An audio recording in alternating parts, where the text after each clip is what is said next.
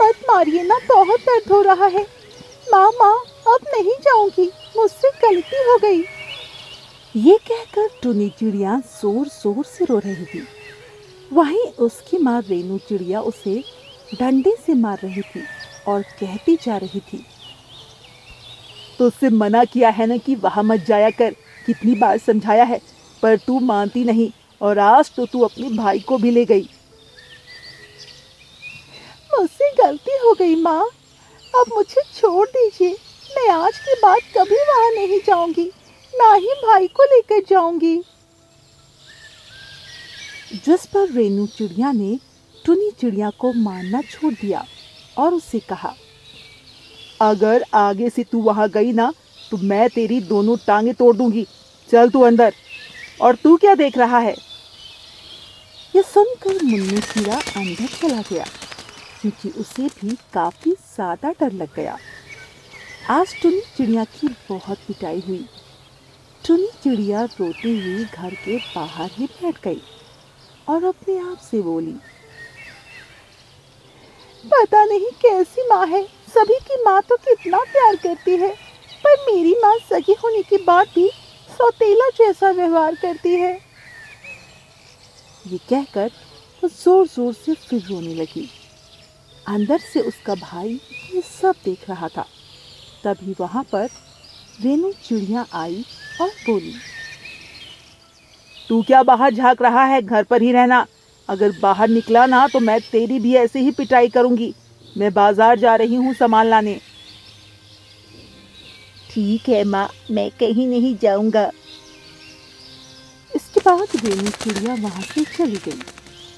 रेनू चिड़िया के जाने के बाद मुन्नू चिड़ा धीरे से निकला। उसने इधर उधर देखा, कोई नहीं था, और वो अपनी बहन टुनी चिड़िया के पास गया और बोला, बहन मुझे माफ कर दे, मेरी वजह से आज तुझे मार पड़ी, पर माँ हमें वहां जाने क्यों नहीं देती है?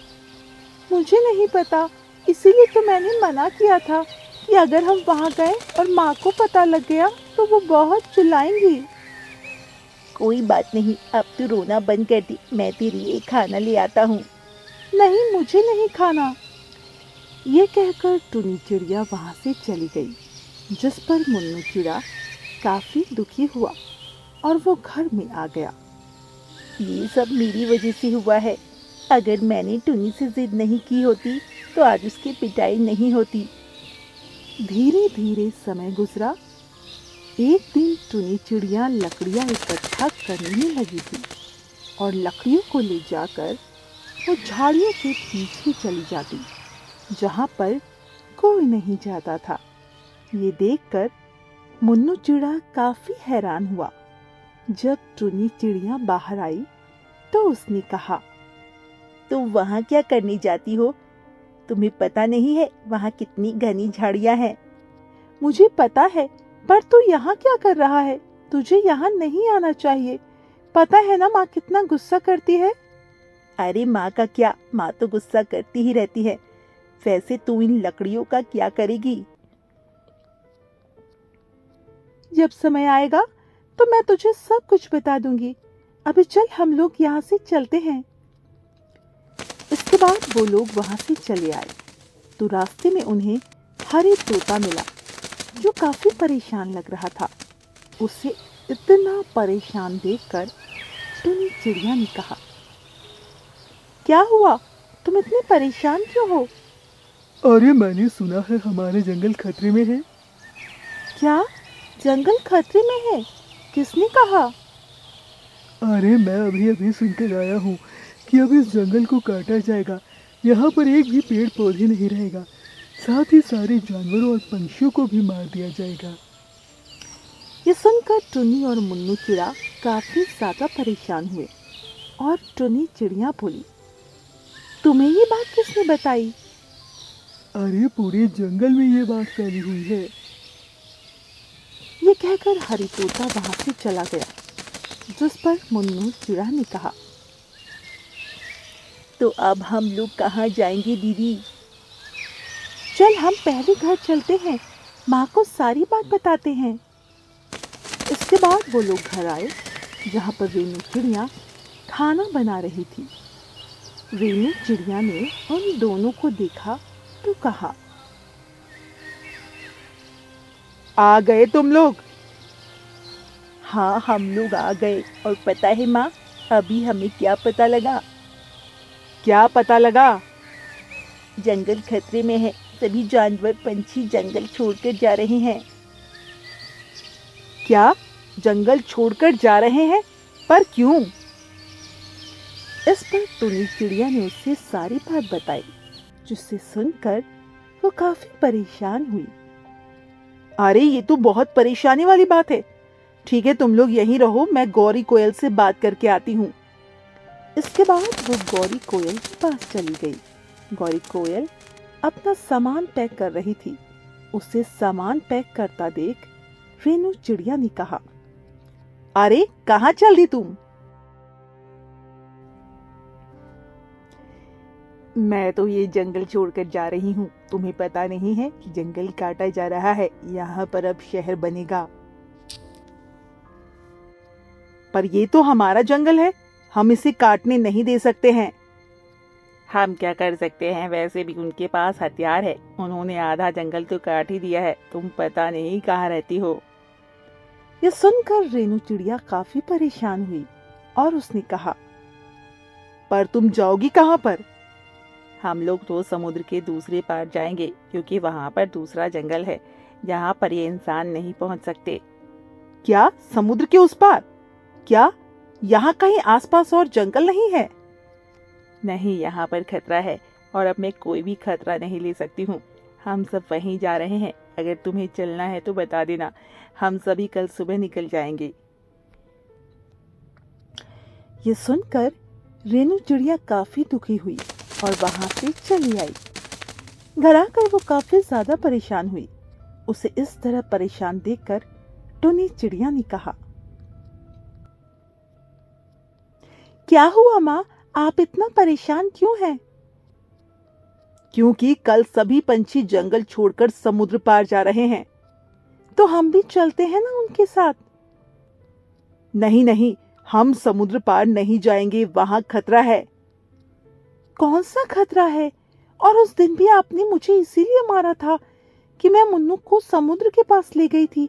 आखिर आपको डर इतना क्यों लगता है? तुम जानना चाहती हो ना मुझे डर क्यों लगता है? तो एक बार मैं और तुम्हारे पिताजी समुद्र में घूमने गए, पर तभी अचानक तूफान आ गया और हम बिछड़ गए, जिसमें तुम्हारे पिताजी की मौत हो गई। इसीलिए मुझे डर लगता है। यह सुनकर टुनी चिड़िया को एहसास हुआ कि इस वजह से माँ उसे समुद्र किनारे नहीं जाने देती थी और उसने कहा, मुझे माफ कर दीजिए माँ, आपको हमें ये बात बता देनी चाहिए थी। मैं नहीं चाहती थी कि तुम दुखी हो इस वजह से। पर अब हम लोग क्या करेंगे माँ? हमें अपने साथियों के साथ तो जाना ही पड़ेगा ना, क्योंकि सभी जा रहे हैं। नहीं नहीं, हम वहां नहीं जाएंगे, मुझे बहुत डर लगता है। ये सुनकर टुनी चिड़िया काफी ज्यादा परेशान हो गई। इसके बाद वो उसी जगह पर आई जहां पर वो चुपचाप जाया करती थी। रात हो चुकी थी। रेनू चिड़िया टुनी चिड़िया का इंतजार कर रही थी। जब वो लौट कर आई तो उसने कहा, कहाँ चली गई थी तुम? तुमने तो मेरी जान ही निकाल दी। पता है ना, जंगल में इस तरह घूमना खतरे से खाली नहीं है इस समय। हाँ हाँ, मुझे पता है माँ, आप चिंता मत कीजिए, मैं सही हूँ। इसके बाद वो लोग आराम से सो गए। अगली सुबह जब वो उठे तो उन्हें जंगल खाली मिला, क्योंकि सभी जा चुके थे। इस पर रेनू चिड़िया काफी दुखी हुई। लगता है सभी चले गए हैं, अब हम ही लोग इस जंगल में बचे हैं। पर माँ, हम लोग इस जंगल में रहकर क्या करेंगे? इस तरह तो हम मारे जाएंगे। पर मैं क्या करूं, कुछ समझ नहीं आ रहा। चलो हम लोग दूसरे जंगल चलते हैं। पर दूसरा जंगल कहाँ है? वहां हमें शरण मिल जाएगी क्या?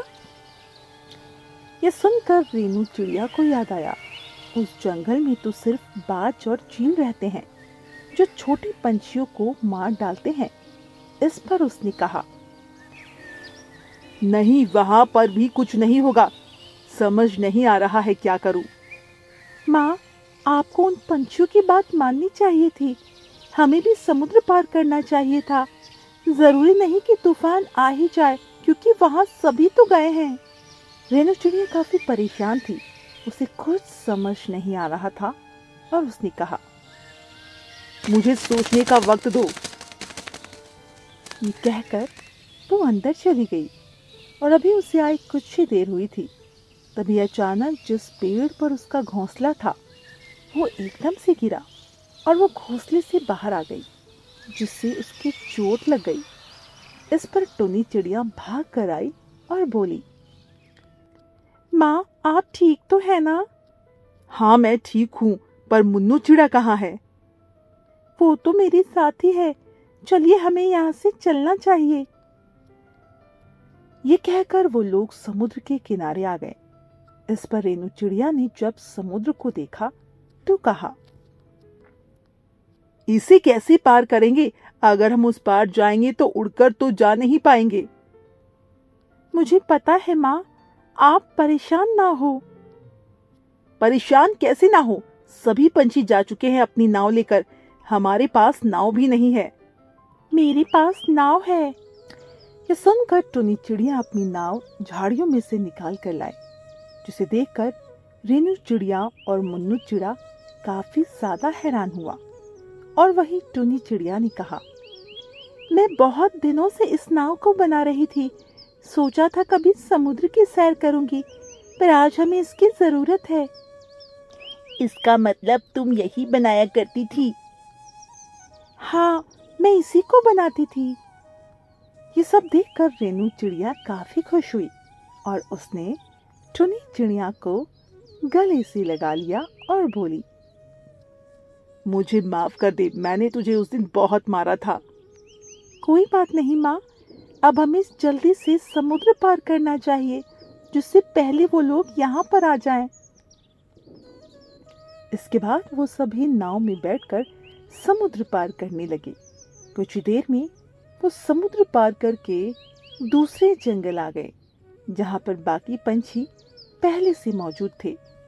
उन्होंने जब रेनू चिड़िया को देखा तो बहुत खुश हुए।